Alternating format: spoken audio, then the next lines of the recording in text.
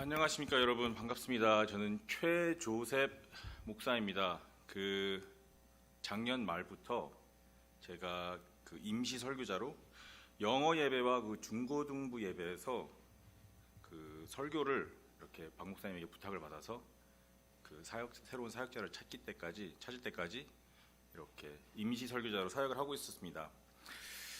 제가 목사님이 휴가를 가신다고 하셔서 오늘 1부, 2부 예배 설교를 부탁하셨는데요. 제가 여기에 설만한 사람이 아닌데 부탁하셔서 정말 큰 영광으로 생각하고 있습니다. 박 목사님이 정말로 얼마나 매주 열심으로 얼바인 사랑교회 여러분들에게 영혼의 마음에 필요한 양식을 준비하시고 제공하시는지 알기 때문에 좀 부담감을 가지고 이렇게 말씀을 전하러 여기 단상에 올라왔습니다. 오늘 설교를 전하면서 하나님의 말씀을 같이 풀이하며 또 여러분들께 제 자신의 이야기도 같이 나누면서 하나님께 신령과 진정의 예배를 올려드릴 수 있는 시간이 되길 바랍니다. 저는 참고로 병원과 미 육군에서 목사로서 사역을 하고 있습니다. 그러니까 군필자분들 계실 텐데요. 군대에 장교이면서 군목이라는 직책을 가진 분들이 있으시죠. 군목이라고 합니다. 군목과 병원에서 원목 두 가지 사역을 이제 겸임을 하고 있는 그런 사역자입니다. 예전에 얼바인 사랑의 교회 어느 성도님하고 제가 대화를 할 기회가 있었는데 그분이 저를 보시면서 이상하다, 다른 분들이 목사님이라고 하셔서 목사님인 것 같은데 목사님이면 본인 교회 가시지 왜 여기로 오셨을까? 그렇게 궁금해하셨다고 합니다. 저는 채플린이라고 하죠. 영어로 채플린으로서 군목과 원목으로서 기관 사역에 집중을 하고 있기 때문에 주말에는 여러분들과 똑같이 교회에 출석을 하면서 신앙생활을 하고 있는 그냥 그런 사람입니다. 제가 이 교회에 임시 설교자로 오게 된 거는 온라인 기독교 게시판에 구인란에 제가 글을 하나 올렸었습니다. 그 글이 제가 지금 맡고 있는 일이 여러 가지가 있어서 한 부서나 사역을 맡아서 사역을 할 수는 없습니다. 하지만 영어로 설교만 해드릴 수 있습니다라는 글을 올렸었습니다. 근데 이제 그 글을 박 목사님의 따님이신 애니 자매가 찾으셔서 박 목사님에게 전달을 하시고 박 목사님께 제가 연락을 받아서 이제 그렇게 해서 이제 연락이 된 거고, 또 제가 박 목사님이랑 초면이 아닙니다. 20여 년 전쯤에 박 목사님이 다른 교회에서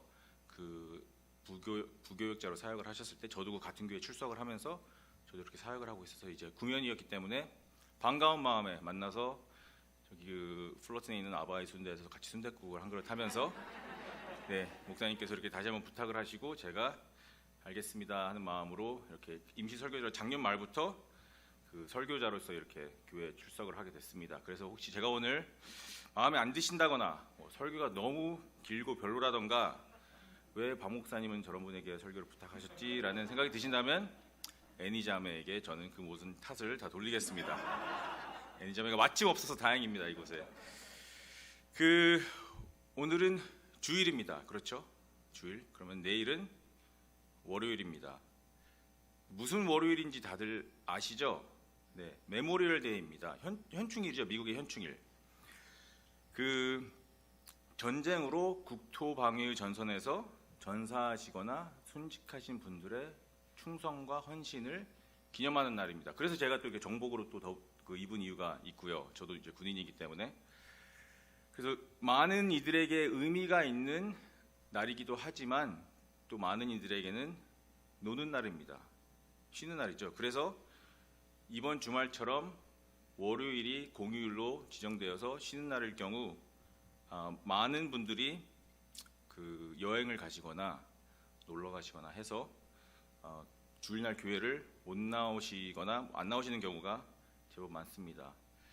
그런 의미에서 오늘 이렇게 교회에 공휴일에 월요일이 껴 있음에도 불구하고 미리 휴가를 다녀오셨거나 아니면 시간에 맞춰서 이렇게 예배에 제때에 맞춰서 오신 여러분들은 정말 제가 목회자로서 보았을 때, 목사로 보았을 때 정말 잘하셨다고 말씀드리고 싶습니다. 잘하셨고 올바른 선택을 하셨습니다. 하나님의 성도가 같이 모여 하나님께 예배드리고 예배로 올려드리는 것은 정말 중요한 일입니다. 여러분은 제가 올바른 선택, 선한 선택, 좋은 선택을 하셨다고 말씀드리고 싶습니다. 그리고 오늘 설교는 이 올바른 선택, 이 좋은 선택, 선한 선택이 무엇인지 조금 심도 있게 들어가 보려고 합니다. 그 많은 사람들이 올바른 선택, 선한 선택이 무엇인지 알면서도 머리로는 알지만 행동으로 나타나지 않는 경우가 많이 있습니다. 여기 계신 성도님들도 아마 어떠한 상황에서 이게 올바른 일이야, 이게 올바른 선택이야 라고 생각은 하지만 그 반대의 것을 택해본 적이 있으실 겁니다. 이게 가장 논리적이고 이게 가장 상황에 맞고 이게 가장 올바른 것이지만 꼭 그걸 선택하지 않고 반대의 선택을 하게 된 경험이 아마 있으실 거라 생각됩니다. 그리고 우리 주위에서 저희는 이러한 그 잘못된 선택을 하는 사람들을 종종 볼 수 있습니다. 간단한 예를 들어보겠습니다. 여러분 주위에 혹시 그 담배 피우시는 분이 있으신가요? 물론 얼반 사랑의 교회에 계신 분들은 그 누구도 담배를 피우시지 않으시라 믿어 의심치 않습니다. 그 담배를 피우시는 분들은 대부분이 이것을 하지 않는 게 좋은 것이라고 머리로는 아세요. 알면서도 담배를 피우시는 분들이 많습니다. 제가 병원에서 이제 한 10년 조금 넘게 그 원목 사역을 하면서 의료 사역을 하면서 뭐 수천여 분들의 이제 환자분들을 만나지 않았겠습니까? 술을 오랜 기간 동안 복용하셔서 과다 복용하셔서 과음하셔서 뭐 간이라던가 다른 장기들이 심하게 손상돼서 또는 암으로 전이돼서 입원하시는 분들을 제가 많이 보아왔습니다. 과음하시는 분들 중에 10중 8구, 10중 10 과음을 하지 않는 것이 올바른 선택이고 몸과 건강과 또 가족 관계에 좋지 않다는 것을 다 아세요. 다 아십니다. 제가 만났던 환자분들 중에 최 목사, 내가 담배 피우는 사람이야, 내가 과음하는 사람이야 라고 자랑하시는 분 한 번도 본 적 없습니다. 한 번도 본 적 없습니다. 머리로는 알지만, 머리로는 무엇이 올바른지 알고 좋은 것인지 알지만 행동에서, 삶에서 그 반대의 선택을 하시는 분들이 많다는 겁니다. 심지어는 여러분, 범죄를 저지른 사람도 그 저지른 범죄가 잘못됐다는 걸 알고 있으면서도 범죄를 저지릅니다. 제가 지금까지 얘기한 이 올바른 선택인지 무엇인지 알면서 아는 것이 항상 올바른 행동으로 옮겨지지 않는다라는 이 주제는 성경에서 보았을 때 아마도 이스라엘 민족의 민족성에서 가장 크게 두드러지는 부분이 아닌가 싶습니다. 여러분, 오늘 본문이 저희가 길기 때문에 첫 4절만 읽었는데요. 원래 본문은 78편, 시편 78편 전체입니다. 이 시편 78편이 72구절로 이루어진 상당히 긴 시인데요. 이 72절을 다 읽으면 성경 그 설교 시간은 반을 정도 할애하게 될 것 같아서 다 읽지 않았습니다. 그래서 첫 4절만 읽었는데 나중에 여러분께서 집에 가셔서 78편을 쭉 한번 읽어보시면 다 정말 이스라엘 민족이 얼마나 하나님을 어처구니 없게 하는 민족인지, 얼마나 비논리적이고 정말 바보스럽고 올바른 것이 무엇인지 알면서도 그거 하지 못하는 그러한 민족인지 적나라하게 보여주는 시라고 저는 이야기하고 싶습니다. 이 시편 78편 내용이 출애굽 후에 사막에서부터 시온산까지의 여정을 이렇게 간추린 그런 내용입니다. 이 시에서 이스라엘 민족이 올바르지 못한 행위를 보여주는 시이며 출애굽 후에 사막을 거쳐가며 무엇이 올바른지 알아야 할 사람들이 전혀 올바르지 못한 행동을 연속으로 하는 것을 보여줍니다. 애굽 바로의 손길에서 하나님의 능력으로, 기적으로 하나님이 그들을 구해주셨음에도 하나님을 섬기고 예배하는 것이 아니라 하나님으로부터 멀어지고 하나님을 배신하는 그런 모습을 시편 78편에 담고 있습니다. 하지만 또한 시편 78편에서 담고 있는 모습은 무엇이냐? 그러함에도 불구하고 하나님은 그들을 긍휼히 여기셔서 자비를 베푸셔서 사랑을 베푸셔서 마치 목자가 양떼를 돌보듯이 때로는 돌보면서 사랑하기에 치기까지 하시는 목자로서 이스라엘 민족을 돌보시는 모습이 시편 78편에 또한 나옵니다. 이스라엘 민족은 하나님께 자꾸 멀어지려고 하고 떨어지려고 하지만 하나님은 지속적으로 그들을 돌봐 주셔서 오늘 우리가 여러분 시편 78편을 이렇게 같이 깊게 들여다보면서 우리의 하나님은 우리가 마치 이스라엘 민족처럼 하나님으로부터 멀어지고 하나님을 배반하여도 하나님은 지속적으로 우리를 하나님의 축복의 방향으로 돌아오게 하시는 그러한 분이심을 깨닫는 시간이 되시기를 바랍니다. 우리가 이스라엘 민족처럼 불만이 많은 양처럼 길 잃은 양처럼 내 멋대로 올바르지 않은 행동을 일삼다 할지라도 하나님은 자비와 긍휼이 넘치셔서 때로는 우리를 달래주기도 하시고 때로는 우리를 치시기도 하시고 하지만 결국에는 우리가 하나님의 축복의 방향으로 돌아오게 하시는 분이심을 다시 한번 깨닫는 시간이 있으면 좋겠습니다. 제가 주로 젊은이 사역 또는 중고등부 사역 때만 이렇게 설교를 해서 좀 그래도 나이가 있고 좀 경륜이 있으신 분들과 설교를 하니까 이 반응이 피드백이 좋아서 참 좋습니다. 중고등부 학생들한테 설교를 하면은 이게 듣는 건지 자는 건지 날 보고 있긴 한 건지 모르는데 여러분 정말 이런 분위기는 오랜만이어서 참 반갑습니다. 제가 시편 78편을 다 읽진 않고 이렇게 간추려서 이렇게 연 단위로 모아서 이 시의 내용이 어떻게 흘러가는지 한번 같이 요약하며 설명해 드리도록 하겠습니다. 78편 혹시 성경이 있으시다면 같이 이렇게 눈대중으로라도 따라 보시면 좋을 것 같습니다. 1절에서 8절의 내용을 요약을 하자면 이 시를 쓴 시편 기자가 이 시를 쓴 이유를 설명합니다. 저희가 첫 4절만 읽었는데요. 이 시를 쓴 이유는 바로 이스라엘 민족에게 하나님의 가르침, 하나님의 율법을 잘 들어라입니다. 왜 잘 들어야 하는가? 이 율법을 들은 이스라엘 민족이 듣고 그들의 자손과 그들의 자손의 자손들에게 하나님의 행하신 일을 가르치기 위해 들으라는 겁니다. 듣고 가르쳐서 하나님이 행하신 모든 일들을 잊지 말아라 입니다. 잊지 않기 위해 듣고 계속 가르쳐라. 벌써 여기서 문제가 하나 발생했습니다. 누군가 벌써 잊어버렸다는 거예요. 누군가 벌써 하나님의 말씀을 까먹었다는 겁니다. 누가 어떻게 무엇을 잊었느냐? 9절에서 29절 에브라임 족속이 하나님의 말씀을 잊었다는 겁니다. 에브라임 족속이 역사적으로 봤을 때 이스라엘 민족에서 가장 덩치가 큰, 가장 규모가 큰 그런 족속이었는데요. 야곱의 아들 애굽 총리였던 요셉이 두 아들이 있었는데 그 두 아들 중에 하나가 에브라임이었습니다. 에브라임 족속이 이 시편 78편에서는 에브라임 족속이지만 어떤 면에서는 이스라엘 민족을 정말 상징적으로 대표하는 족속으로서 에브라임 족속이라고 하지만 이스라엘 민족 전체를 다 일컫는다고 보시면 됩니다. 에브라임 족속, 즉 이스라엘 민족이 하나님의 가르침을 따르기를 거절하고 하나님이 행하셨던 능력과 기적과 기이한 일들을 다 잊었다는 겁니다. 정확히 무엇을 잊었느냐? 홍해를 가르는 기적을 잊어버리고 불기둥과 구름기둥의 기적을 잊어버리고 심지어는 돌에서 샘물이 나왔던 기적도 잊었다는 겁니다. 여러분, 우리의 삶에 하나님이 능력을 보이시고 기적을 일으키시고 기사를 보이시면 그것들을 기억하면서 하나님이 앞으로도 능력의 손으로 나를 도우시겠구나라고 생각을 하는 게 올바른 마음가짐일 겁니다. 그렇죠? 근데 이스라엘 민족은 그것을 기억하지 못하고 벌써 잊어버리고 불평과 불만을 토로합니다. 무슨 불평을 하느냐? 배가 고프다는 겁니다. 배가 고프다고 밥을 달라고 불평을 하기 시작했습니다. 이 불평이 얼마나 노골적이고 적나라하냐면 19절에 이렇게 불평을 합니다. 그뿐 아니라 하나님을 대적하여 말하기를 하나님이 광야에서 식탁을 베푸실 수 있으랴.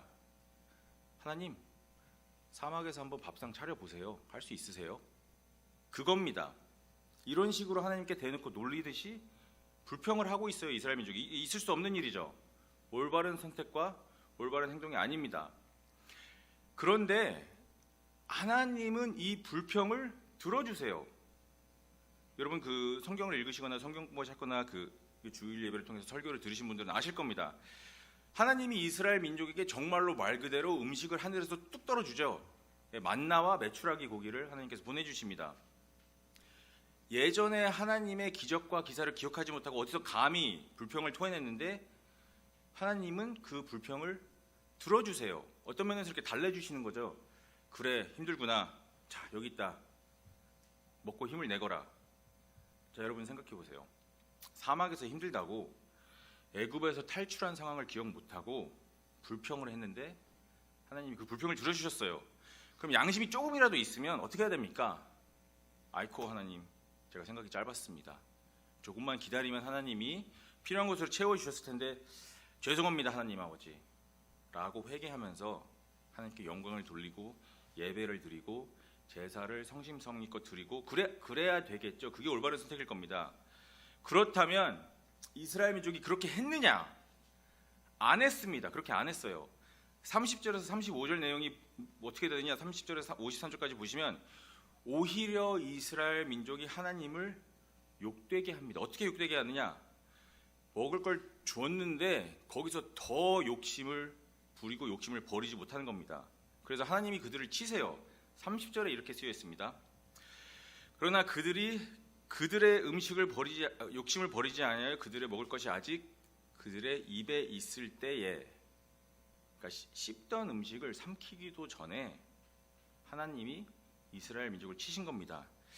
제가 이 부분에서 들었던 생각이, 아니 밥 먹던 개도 안 건드린다 그러는데 오죽하면 하나님이 아직 음식이 입에 있을 때 오죽하면 하나님이 이러셨을까라고 그런 생각이 들었습니다. 이게 다 과한 욕심 때문에 그렇다는 겁니다. 과한 욕심 때문에. 게다가 이스라엘 민족은 여기서 한 수 더 뜹니다. 하나님이 치시니까 회개를 합니다. 회개를 하는데 립 서비스, 입으로만 말로만 하나님께 용서를 구합니다. 36절에 이렇게 쓰여 있습니다. 그러나 그들이 입으로 그에게 아첨하며 자기 혀로 그에게 거짓을 말하였으니 라고 쓰여 있습니다. 하나님과 언약을 기억하지 못하고 하나님의 은혜와 기적을 다 잊어버리고 심지어는 거짓으로 회개하는 이스라엘 민족의 모습. 그들은 하나님을 계속해서 시험하고 의심하는 올바르지 못한 행동을 하고 있는 것이고 하나님은 사랑하시기 때문에 그들을 목자로서 치셨다고 생각되는 부분입니다. 여러분, 이 부분에서 그 생각을 하면 할수록 정말 놀라운 게 무엇이냐면 이 사람들은 자기의 두 눈으로 자기의 삶에서 듣고가 아니라 자기의 삶에서 하나님의 이 능력과 기이함을 경험한 사람들이에요. 그들은 정말로 홍해가 갈리는 것을 보았고 그 홍해를 지나갔고 하늘에서 만나와 메추라기가 떨어지고 그것을 자기들이 먹었고 불기둥, 구름기둥을 직접 목격하고 따라갔으며 심지어는 돌에서 샘물이 나고 그 물을 마신 사람들입니다. 그래 따더라라고 카더라 통신으로 들은 게 아니라 자기들이 경험을 했습니다. 그러함에도 그들은 하나님을 속이려 하고 하나님께 거짓말하고 하나님을 전심으로 믿지 않는 민족이었습니다. 하지만 하나님은 그들을 치시면서도 은혜와 긍휼이 넘치셔서 38절에 이렇게 쓰여 있습니다.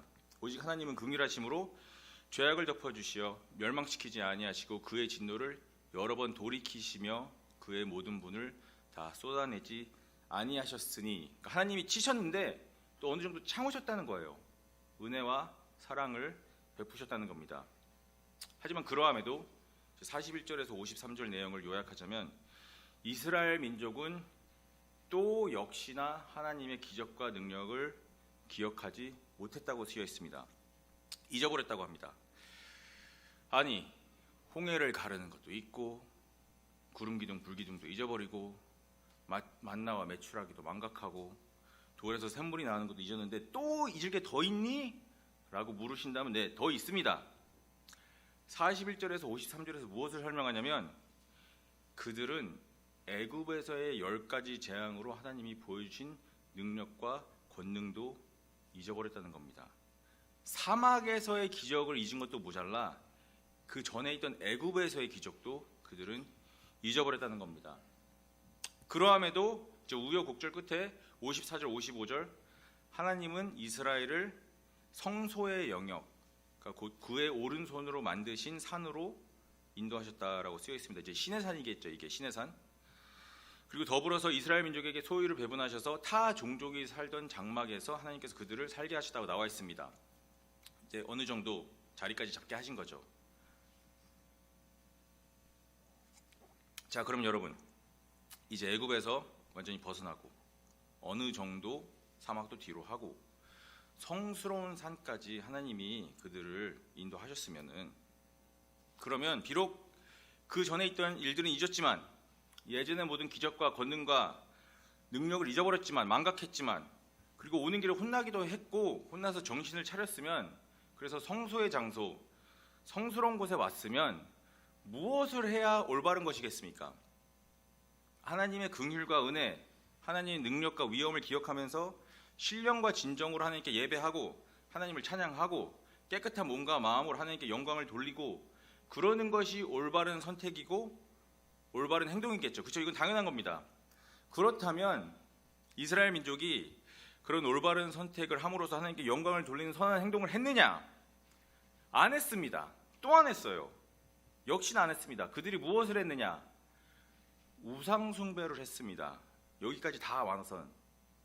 이 부분이 그 시내산에서 모세가 올라가서 하나님과 대화를 하면서 그 이제 10계명을 받는 그때에 이스라엘 백성이 아론을 통해서 금송아지를 만들었던 그 대목입니다. 그리고 56절, 57절, 58절까지 이렇게 쓰여 있습니다.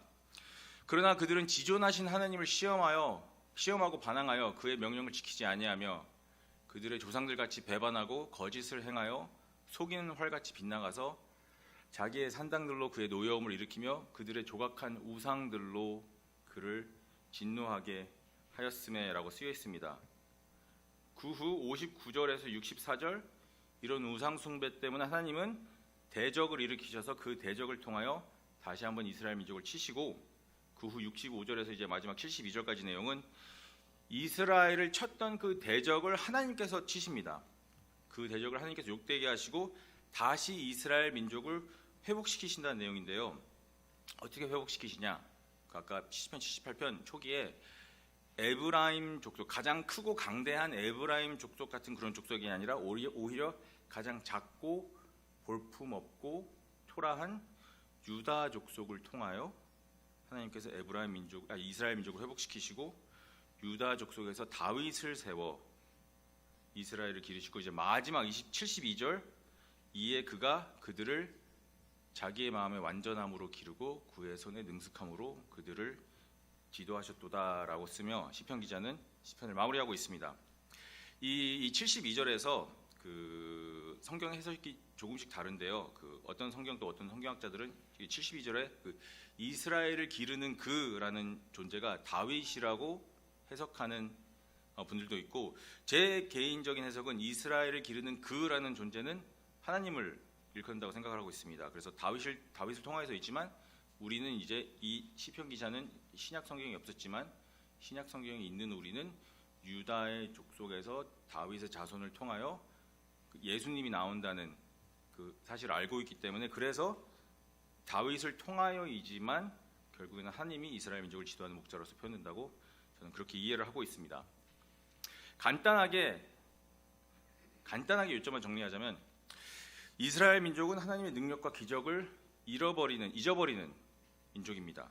하나님을 배신하는 민족이지만 하나님은 그들을 사랑하셔서 치시면서까지도 하나님의 축복의 방향으로 돌아오게 하시는 그러한 분이시다라는 내용으로 정리할 수 있겠습니다. 다르게 말하자면 이스라엘 민족은 올바르지 못한 선택과 올바르지 못한 행동을 계속 번복하고, 그들은 하나님을 찬양하지 아니하고 권능을 높이지 아니하고 예배를 올리지 아니하고 지난 모든 기적과 기사를 기억하지 아니하고 하나님께 영광을 돌리지 아니하는 민족입니다. 심지어 하나님을 배신하고 하나님께 거짓말하고 말로만 회개하고 심지어 우상 숭배까지 하는 그런 민족이지만, 하나님은 그들을 계속해서 긍휼히 여기시고 심지어는 치시기까지 하시면서 하나님의 축복의 방향으로 돌아서기를 원하시는 그런 분이시다라는 내용으로 간추릴 수 있겠습니다. 제가 이 그 시편 78편을 이 설교를 위해 쭉 묵상하고 공부하면서 어느 순간 이게 나구나, 이게 내 인생이고 내 삶이 마치 이스라엘 민족 같구나라는 생각이 들더라고요. 내가 이스라엘 민족이랑 다를 게 무엇이 있나라는 생각이 문득 들었습니다. 저는 그 영어로 PK, Preacher's Kid, Pastor's Kid, 그러니까 목사의 아들입니다. 제 아버지는 아직도 한국에서 사역을 하고 계세요. 혹시 아실지 모르겠습니다. 남양주라는 곳인데 서울에서 동쪽으로 한 2시간, 구리를 지나서 2시간 정도 경기도에 있는 지역입니다. 목회 은퇴를 작년 말에 하셨어요. 작년 말에 하시고 소속 교단에서는 은퇴 목사로 이름이 올라가셨는데 이제 교회에는 성도님들이 계속 오시니까 무소속 교회로 주일날 예배는 계속 인도하고 계십니다. 성도님들이 많지는 않습니다. 그리고 주중에는 제 아버지께서 남양주 주위 일대에 요양원들, 양로원들 같은 데를 돌아다니시면서 열심히 말씀 전하시고 전도하시는 그런 사역에 힘쓰고 계십니다. 세상 말을 빌려서 딱히 돈이 되는 일은 아닙니다. 이제 자비량으로 하시는 거죠. 아버지께서 항상 하시는 말씀이 늙은이들 죽기 전에 한 명이라도 더 예수 믿고 천국 보내야 하지 않겠냐, 그 말을 참 자주 하십니다. 그런 부분에서는 같은 목사로서 저도 참 제 아버지가 존경스럽습니다. 제가 7살 때쯤, 이제 그때는 한국에 있었는데요. 무슨 얘기를 하다가 아버지께서 요셉아, 제 한국 이름이 요셉인데 미국으로 오면서 이제 조셉으로 바뀌었습니다. 그거죠 뭐. 아버지께서 요셉아, 저기 미국에 7살 때입니다. 7살. 저기 미국에 플러라는 신학교가 있고 그 플러 신학교에 MDiv라는 학위가 있다. MDiv를 받으면 목사가 되는 거야. 그래서 저는 7살의 나이에 저기 미국 플러라는 신학교가 있고 MDiv, 이제 목회학 석사죠. Master of Divinity를 줄여서 MDiv라고 합니다. 라는 학위가 있다는 사실을 알고 있었습니다. 제가 제 아버지께서 제가 목사가 되길 원하시는 그런 마음은 아버지께서 하신 서원 때문이었습니다. 제가 태어나기도 전에 저의 선택은 이제 전혀 없었고요. 제가 태어나기도 전에 아버지께서 기도를 하시면서 하나님, 저에게 아들을 주시면 이름을 요셉이라 하고 그를 주의 종으로 바치겠습니다. 라고 서원 기도를 하셨습니다. 그리고 둘째도 아들을 주시면 이름을 요한이라 하고 그를 주의 종으로 바치겠습니다 하셨는데 하나님께서 둘째를 불쌍히 여기셔서 딸을 주셔서 요한이 아니라 한나가 되고 한나는 목사가 되지 않아도 됩니다. 그러한 이제 영향 때문에 저는 어렸을 때부터 나는 목사가 돼야 하는구나, 그런 생각을 하며 쭉 자라왔던 걸로 기억합니다. 어렸을 때부터 그것이 나의 사명이고 그것이 하나님이 나에게서 원하시는 나의 삶의 방향인 것을 저는 알면서 제 자신에게 항상 상기시키면서 자라왔습니다. 유년기 시절, 유초등부 시절, 청소년기를 지나면서도 그 생각은 크게 변함이 없었는데요. 20대가 되면서 대학교를 졸업하며 저의 생각이 바뀌기 시작했습니다. 이게 대학교를 졸업을 하는 게 문제예요, 생각을 해보니까. 그래서 여러분들 자녀분들 중에도 대학교를 졸업하지 않았다 하더라도 크게 오히려 사상의 변화가 크게 없기에 크게 걱정 안 하셔도 될 것 같습니다. 대학교를 졸업을 하는 게 문제입니다. 졸업을 하니까 생각이 바뀌었어요. 예전처럼 별로 목사가 예전처럼 되고 싶지 않았습니다. 그리고 정말로 진솔하게 저의 진정한 정말 솔직한 마음을 여러분들께 털어놓자면은, 제 아버지도 그렇고 주위의 다른 목사님들도 쭉 봤을 때 대부분 목사님들이 이 물질적으로 어려운 삶을 사시는 그런 모습, 그런 가난한 삶을 사시는 모습이 너무 싫었습니다. 나 자신도 전도사가 되고 목사가 된다면 평생 가난의 삶을 살아야 하는가? 라는 의문이 생기면서 점점 목사가 되고 싶지 않았습니다. 많은 목사님들이 좋은 새 차를 탈 여력도 안 되고요. 또 너무 좋은 새 차를 타면 또 욕먹습니다. 사치한다고. 또 대부분의 목사님들이 저소득 아파트 같은 데서 사시고 또 왜 그 목사님들은 항상 그 위아래 그 매칭이 안 되는 짝짝이 패션으로 이렇게 다니시는지 아무튼 패션 스타일도 정말 안 좋고 또 진짜입니다 여러분 진짜예요. 또 사모님들은 작은 교회일수록 밥순위로 전락해서 고생하시고 또 남편이 목사이기 때문에 주중에 늦잠 한 번 제대로 주무시지 못하는 걸 보면서 이건 아니겠다 싶었습니다. 그리고 여러분 제 이야기를 들으시면서 혹시 마음이 불편하시다면 제가 죄송합니다. 하지만 제가 단순히 교회에서 자라면서 어깨 너머로 본 것만을 가지고 이렇게 얘기하는 게 아닙니다. 제가 예전에 이름만 대면 여기 계신 모두 누구나 아실 만한 정말 큰 대형 교회에서 행정 일을 맡아서 사무실에서 직원으로 일을 한 적이 있었습니다. 그리고 행정 직원이었기 때문에 교회 이런 여러 이모저모를 볼 수 있었는데요. 저는 교회 서류로부터 교회 장부에서 교회 목사님들과 전도사님들이 어떤 페이를 받는지 서류로 직접 제가 두 눈으로 확인을 했었고 또 교회에 또 다른 서류가 있었습니다. 그 서류는 그 교회 동네 지역에 있는 모든 저소득 아파트들의 리스트였어요. 그러니까 교회에서 자체적으로 그 동네 지역에 있는 도시에 있는 모든 저소득 아파트들의 리스트가 따로 관리가 되고 있었던 겁니다. 그리고 저는 제가 하는 일이 교회 사역자분이 새로 청빙받아서 오시거나 뭐 교육 목사님이나 부목사님이 오시면은 제가 했던 일들 중에 하나가 그 목사님들이 저소득 아파트에 들어갈 수 있도록 그 서류를 돕는 일을 제가 했었습니다. 그리고 그때부터 저는 교회가 안 좋아지기 시작했습니다. 제가 속으로 그때 무슨 생각을 했냐면 나 목사 안 해. 나 목사 못 해. 아니 1년에 헌금이 100만 불 정도가 거치는 교회에서 부목사, 교육목사, 전도사들에게 이 정도밖에 사례가 안 나온다면 대형 교회가 이 정도인데 그럼 중소형 교회는 도대체 어느 정도인 거야? 세상의 빛과 소금인 크리스찬들이 모여있는 교회에서 세상의 빛과 소금이 되어야 하는 교회가 정작 교회에서 주말 없이 일주일에 60시간, 70시간씩 일하는 사역자들에게 월요일 하루 쉬는 사역자들에게 딱 저소득 아파트 들어갈 수 있을 정도의 사례비만 허락한다면 이건 뭔가가 잘못된 거다 라는 생각이 들었습니다.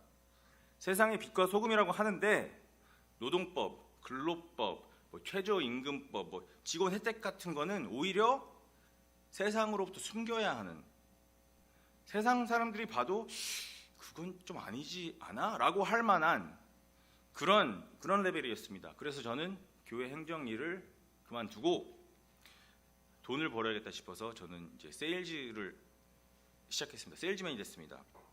그래서 처음에 팔았던 물건이 여러분도 아실지 모르겠습니다. 이렇게 마사지 의자인데 몇천 불씩 되는 게 이렇게 앉아서 이렇게 머리끝부터 발끝까지 그 마사지 해주는 그 있지 않습니까? 제가 그거를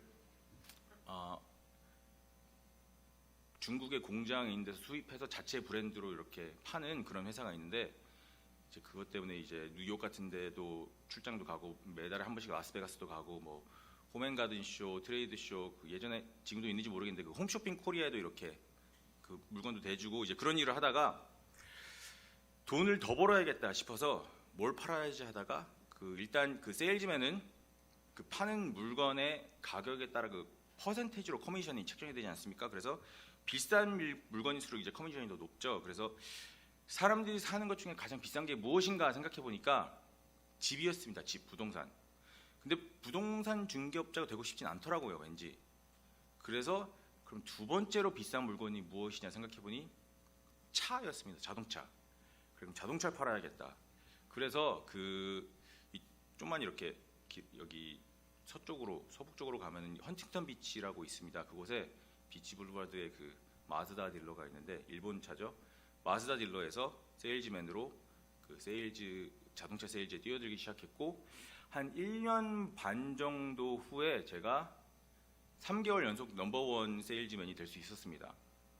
그리고 3개월째 되던 때에 좀만 더 남쪽으로 내려가면 있는 그 미션 비에오라는 데가 있는데요. 그곳에 렉서스 딜러가 있습니다. 그 렉서스 딜러에서 이렇게 연락이 와서 렉서스 딜러로 제가 옮겨서 이제 차를 팔았습니다. 제가 렉서스에서 처음으로 팠던 차가 그 GS라는 모델의 약간 붉은색의 중형 세단이었는데요. 어느 백인 노부였습니다. 차를 사는데 체크를 써서 그냥 끊어서 이렇게 주더라고요. 그 차 한 대 팔고 제 커미션이 1,000불이었습니다. 1,000불 한 대. 근데 저는 마즈다에서 매달 12대씩 15대씩 팔았었거든요. 아무리 못해도 7, 8대.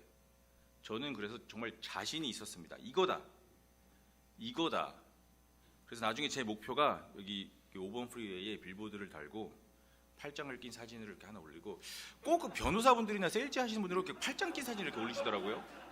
아무튼 팔짱 낀 사진을 올리고 렉사스를 원하시면 최조셉을 찾아오세요. 그렇게 광고판을 붙이는 게 제 목표였죠. 저는 그리고 자신 있었습니다. 자신 있었어요. 이러한 세일즈맨의 삶을 살고 있는 와중에도 틈틈이 제 부모님은 이제 신학교에 가야 하지 않겠니라고 저에게 자주 물으셨고, 저는 그럼 제 부모님에게 나중에 나이 40이 되면 가겠습니다 라고 답을 했으면, 제 머리의 생각은 나이 40에 성공해서 페라리나 포르쉐를 끌고 신학교에 등교하는 게 저의 목표였습니다. 이때가 한 20대 중반쯤이었을 거예요. 지금 생각해보면 정말 자신감을 넘어서 정말 교만과 돈을 향한 사랑으로 머리가 꽉 차 있던 때가 아닌가 싶습니다. 제가 아까 그 이스라엘 민족이 하나님의 능력과 기사와 기적을 직접 보고 겪었음에도 하나님으로부터 뒤돌아서고 하나님으로부터 멀어졌다고 하지 않았습니까? 제가 그거였습니다. 제가 하나님께, 제가 그 고등학교 때 공부와 담을 쌓아서 정말 고등학교도 겨우겨우 졸업을 했는데, 하나님의 은혜로 그래도 커뮤니티 칼리지를 거쳐서 나름 인정받는 UC 계열 대학교를 졸업을 한 그 은혜를 저는 완전히 잊고 있었습니다. 여러분, 제가 이름에도 그 명문 중에 명문, 여기 박 목사님 아들분이 다니시는 UC 열반을 졸업을 했습니다. 80년대 말 부모님을 따라서 미국으로 왔다가 뭐 중간에 복잡한 사정이 있어서 다 설명드릴 수는 없지만, 부모님은 결국에 한국에 계시고 저와 제 여동생은 중고등학교 시절을 여기 친정네 집에서 자라면서 그 시절 하나님의 은혜로 자라났던 기억과 경험을 저는 잊어버렸던 겁니다. 고등학교 때 따로 또 친척들과의 복잡한 관계로 인해서 따로 독립해서 나왔어야 됐는데요. 여러분, 고등학생인데 부모님이 안 계시니까 얼마나 많은 자유가 있었겠습니까? 여러분, 제가 그 17살 때 나이트 클럽과 술을 처음 경험했습니다. 17살 때. 이 설교 부모님이 보시면 안 되는데. 여러분, 17살 고등학생이 나이를 속이고 21살 넘어야 들어갈 수 있는 나이트 클럽에 들어가서 춤추고 여자 만나고 술 마시고 그러면은 얼마나 짜릿하고 즐거운지 아십니까? 고등학생이. 그렇게 한번 맛들이면 뭐 공부가 눈에 들어올 리가 없죠. 뭐 학교 가서 책이나 시험지를 봐도 정말 말 그대로 검은 것은 그리요 하얀 것은 종이로다. 정말 그 상황이었으니까요. 이스라엘 민족이 하나님의 능력과 기사와 기적을 직접 목격하고 경험했음에도 하나님께 등을 돌렸습니다. 제 자신도 그리 똑같이 행동하고 있었고요. 제 자신도 하나님의 능력과 기적과 은혜를 직접 경험했음에도 똑같이 행동하고 있었던 겁니다. 미국에서 부모님과 떨어져 살면서 친척집에 얹혀 살면서 그러다가 곁길로 나가게 되면 다시 은혜의 길로 돌려주시는, 또 보호해주시는, 때에 맞게 필요한 것으로 채워주시는 하나님의 은혜를 저는 완전히 잊었던 겁니다. 그 당시에 그 자녀를 키우셨던 분들이 아마 기억을 하실 겁니다. 그 당시에 90년대 초중반에 이 아시아 깽단들이 정말 날치고 설치던 날뛰던 그때 그런 때가 있었는데, 그때 이제 학생들이 철없어서 멋있는 줄 알고 깽단 같은 데 들어갔다가 정말 되돌릴 수 없는 그런 사고를 당하거나 치거나 해서 정말 집안이 풍비박산나는 그런 뉴스나 신문기사를 그 당시에 자주 접할 수 있었습니다. 그 당시에. 그리고 그런 유혹이 당연히 저에게도 왔고요. 그런 때 하나님께서 특히 지켜주셨다고 생각합니다. 그러한 때 하나님께서 지켜주시고 보호해주시고 약간의 비행이 있었지만 다시 돌아오게 하시고, 심지어는 저 같은 사람이 고등학교도 무사히 졸업하고 대학교도 졸업을 했는데, 그동안 삶을 돌아보면 모든 것을 하나님께서 채워주시고 인도해 주셨는데, 이제 좀 컸다고 머리에 피가 말랐다고 제 마음속에서 어렸을 때부터 제가 삶의 올바른 길이라고 생각했던 목회자의 길을 걸으려고 하는 것이 아니라, 하나님께 불평하면서 하나님께 불만을 토로하면서 하나님, 제가 요즘 주위의 목사님들 보니까 하나님, 전 이렇게 못 삽니다. 하나님, 나 목사하면 여기 남가주 지역 집 가격도 비싼데 집도 하나 장만 못할 것 같고, 주님, 아내만 결혼해도 고생시킬 것 같고, 또 하나님, 요즘에 사역자들한테 아무도 시집 안 오려고 그럽니다. 예? 저도 결혼이라도 해야 되지 않겠습니까? 네? 주님, 저 돈 벌 거예요 라고 불만을 토로하면서 하나님께 이야기를 했습니다. 그런데 사막에서 먹을 게 없다고 불평과 불만을 토로한 이스라엘 민족에게 하나님이 만나와 외출하기를 보내주신 것처럼, 또 제가 또 불평을 하니까 하나님께서 위로를 하시려고 하셨는지 모르겠지만 약간의 성공과 약간의 돈을 보내주셨어요. 그래서 배를 채울 수 있었습니다. 만나와 메추라기로 이스라엘 민족이 배를 채운 것처럼 저도 배를 채울 수 있었습니다. 그때는 이제 나름 멋진 스포츠카도 샀었고요. 예? 일단 그 위아래로 짝짝이 양복을 입고 다니진 않았습니다. 그리고 지금 제 아내가 된 그때 그 여자친구도 그 당시에 만났었고요. 제 아내는 무슨 잘못입니까? 예? 돈 잘 버는 렉서스 세일즈맨인 줄 알고 만났는데 갑자기 신학교 간다고 하니까. 그런데 오늘 시편에서 나눴던 것처럼 이스라엘 민족의 입안에 아직 고기가 있을 때, 음식이 아직 있을 때, 아직 고기를 씹고 있는 와중에 그 욕심으로 인하여 치셨다고 설명하지 않았습니까? 또 더 나아가 이스라엘 민족을 대적의 손에 넘기셨다고 제가 설명을 했죠. 왜냐하면 이스라엘 민족이 올바른 선택과 올바른 행동을 하지 아니하고 우상 숭배까지 했기 때문에, 하나님을 배신하고 노엽게 했기 때문에, 그와 빗대어 제 삶을 뒤돌아보면 하나님께서도 제가 그 렉서스에서 이렇게만 올라가면 된다, 이거다 라고 약간은 성공과 돈을 맛보고 이제 욕심을 더 내기 시작하니까 주님께서 큰 대적을 일으키셔서 제가 저의 우상으로부터 멀어지고 하나님께로 돌아오게끔 역사하셨습니다. 여러분, 그 당시에 제 삶에서 저의 우상은 돈이었습니다. 돈. 여러분, 제가 지금은 돈을 좋아합니다. 그때는 돈을 정말 사랑했습니다. 모든 게 다 돈이었던 것 같아요. 그 당시 돈을 숭배하고 사랑하는 저 자신에게 주님께서 일으킨 큰 대적은 2007-2008년 금융위기였습니다. 그 금융위기 때문에 여러분들도 다 아마 그 시기를 다 같이 겪으시고 어떠한 때였는지 다 아실 거라 생각됩니다. 차를 팔 수가 없는 상황인 거예요. 사람들이 집을 은행에 넘겨야 되는데 8만 불, 9만 불짜리 렉서스를 살 상황이 아닌 거죠. 그런 상황에서, 위기를 겪고 있는 상황에서, 그때쯤에 또 부모님의 지속적인 격려와 차가 팔리지 않는 상황에서 신학교를 가는 것을 생각해보고, 그래, 결국에 이게 올바른 길이구나 라고 생각하고 했습니다. 아버지께서 7살 때부터 주입을 하셨던 플러를 가진 않았고요. 좀 더 보수적인 신학 노선에 있는 그 바이올라 대학교 탈보 신학교를 가서 공부를 했습니다. 거기서 이제 목회학 석사, 그리고 목회학 박사까지 끝냈습니다. 하나님께서 2007-2008년 금융위기에 저의 그 삶의 큰 대적, 금융위기를 일으키시지 않았다면 저는 우상 숭배를 멈추지 아니하고 지금 여러분들 앞에 이렇게 절대로 서 있지 않았을 겁니다. 그리고 오늘 시편에서 본 것처럼 하나님이 이스라엘 민족을 다시 이렇게 세우시는데, 아까 가장 작은 부족, 가장 겸허한 초라한 부족 유다의 족속을 통하여 하나님께서 또 다윗을 통하여 이스라엘 민족을 하나님의 축복의 방향으로 이끄신다라고 설명을 했었는데요. 저 또한 하나님께서 가장 초라하고 겸허한 방법을, 저를 겸손하게 하는 방법으로 주님께서 사역자로 부르셨습니다. 어떻게 그렇게 하셨냐? 저를 미 육군에 입대하게 하셨습니다. 왜 이게 가장 겸허하고 초라한 방법이냐? 왜냐하면 그 당시에 저는 군대는 능력 없는 사람들이 직장 못 구해서 마지막으로 가는 선택지가 군대라고 생각을 했었기 때문입니다. 물론 지금 이제 그렇게 생각을 하지 않습니다. 하지만 그때만 해도 저는 군대에 대한 그런 편견을 가지고 있었어요. 그러니까 여러분들이 제 상황에 놓였다고 생각해 보세요. 군대는 제대로 된 직장도 못 구하고 능력 없는 애들이 가는 데야 라고 생각하는데, 역으로 그 군대를 가야 하는 상황이 어떠한 상황인지 여러분들도 충분히 상상하실 수 있으리라 생각됩니다. 하지만 여러분, 저에게 군대를 통하여 군목으로서 사역을 할 수 있게 된 것이 정말로 하나님의 큰 축복이었습니다.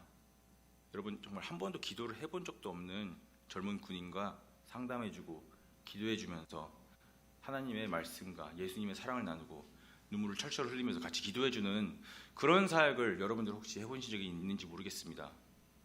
이라크와 아프가니스탄의 참상을 경험한 전투원들과 같이 앉아서 이야기하고 대화하면서 그들의 마음을 나누고 하나님의 사랑을 나누는 그런 경험, 그건 이제 말로 이루할 수 없는 그런 사역인 거죠. 또 군대를 통하여 의료 사역으로 연결점을 찾게 돼서 의료 사역에서 아프고 외롭고 죽어가시는 분들과 만나서 이야기 들어주고 손잡아주고 기도해줄 수 있는 그런 사역은 결국엔 하나님이 저를 불쌍하고 긍휼히 여기셔서 제가 하나님을 대적하고 배신하고 하나님께로부터 멀어지고 우상 숭배했음에도 불구하고 저를 치시면서까지 하나님의 축복의 방향으로 저를 돌려주셨다고 저는 믿고 있습니다. 여기 계신 여러분들께 저 또한 묻고 싶습니다. 여러분들은 지금 삶의 그곳에, 지금 신앙의 그곳에 어떻게 오시게 됐습니까? 어떻게 올바른 선택과 바른 결정을 통해 삶과 신앙에서 이곳까지 오셨습니까? 아니면 올바르지 못한 선택과 그릇된 결정을 신앙에서 내리셨지만 그럼에도 하나님의 은혜와 긍휼하심이 넘쳐나시기에 여러분들을 하나님의 축복의 방향으로 돌리셔서 혹시 지금 이곳까지 인도하신 게 아닙니까? 그리고 그 과정에서 혹시 하나님의 사랑의 매를 경험하진 않으셨습니까? 하나님이 여러분들을 어떻게 치셔서 하나님의 축복의 방향으로 다시 돌아오게 하셨는지 궁금하기도 합니다. 저는 여러분, 혹시 우리가 하나님께 등 돌리지 않았습니까? 혹시 나의 삶에 하나님의 기적과 능력을 잊지는 않았습니까? 혹시 내가 말로만 회개한 적이 있지 않습니까? 나의 욕심을 채우고 우상을 섬겼던 건 아닙니까? 하나님의 기적과 능력과 그 기사를 직접 보고 나의 삶에 체험했음에도 혹시 우리가 하나님에게서 멀어지지 않았나라는 생각이 듭니다. 하지만 그럼에도 불구하고 하나님은 우리의 삶에 은혜와 긍휼과 사랑을 베풀어 주지는 않으셨습니까? 우리를 사랑하시기에 우리를 치시면서까지 주님의 축복의 방향으로 우리를 주님께서 인도하여 주셨다고 저는 믿고 있습니다. 여러분, 오늘 말씀 기억하시면서 오늘 하루도 앞으로 다가오는 일주일도 이스라엘 민족 같았던 우리의 삶에 정말 하나님의 긍휼과 은혜가, 하나님의 사랑이 넘쳐나기를 간절히 바랍니다. 하나님을 배반하고 대적했던 우리의 삶에 은혜가 넘치시는 하나님을 경험하시기 바라고, 또 필요하시다면 치시기까지 하면서 축복의 방향으로 여러분들을 돌아세우시는 그런 사랑과 은혜를 나날이 경험하시기를 주님의 이름으로 축원합니다. 기도하겠습니다. 하나님 아버지, 천지 만물을 창조하시고 위대하신 주님을 아버지라고 부를 수 있는 자격을 주셔서 감사합니다. 우리의 아버지시기 때문에 주님께서 우리에게 지속적으로 사랑과 은혜와 긍휼을 보여주시는 게 아닌가 싶습니다. 주님, 저희는 너무나도 부족한 것이 많습니다. 때때로는 하나님을 올바르게 섬기지도 못하고 올바른 선택과 올바른 행동을 실천하지 못하는 삶을 살 때도 있습니다. 주님, 하지만 오늘 시편에 쓰여 있는 대로 주님께서 우리들을 주님 마음의 완전함으로 기르시고 주님의 손에 능숙함으로 우리를 지도하여 주셔서 하나님의 축복의 방향으로 우리를 인도하여 주시옵소서.